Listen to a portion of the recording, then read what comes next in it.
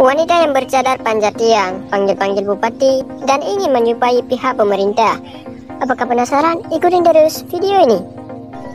Aceh Utara sekira pukul 07.00 WIB pagi tadi, warga Luk Sukun dihebohkan dengan aksi yang diduga seorang wanita memanjat tiang lampu di jembatan Luk Sukun pada Rabu 15 Desember 2021.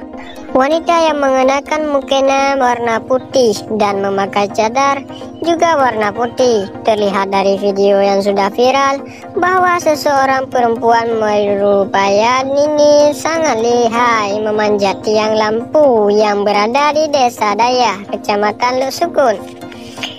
Menurut keterangan seorang warga, Khairul Fazil, yang sempat memotret aksi ekstrim tersebut, wanita ini kira-kira berumur 50 tahun, berbicara seperti logat Jawa, sepertinya bukan orang Aceh. Dari nada bicaranya terlihat ia seperti orang luar Aceh, kata Fazir.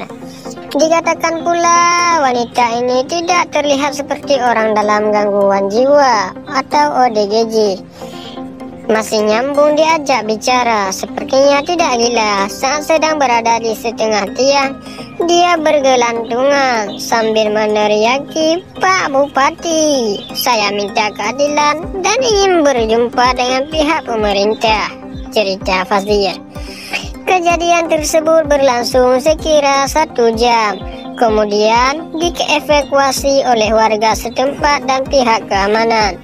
Kami sodorkan tangga ke tiang agar mudah dievakuasi juga. Dibantu oleh truk agar bisa dipijaki, tutur Fazir. Saat ini wanita itu sudah diamankan oleh pihak kepolisian. Namun belum diketahui pasti identitas dan kondisi psikisnya.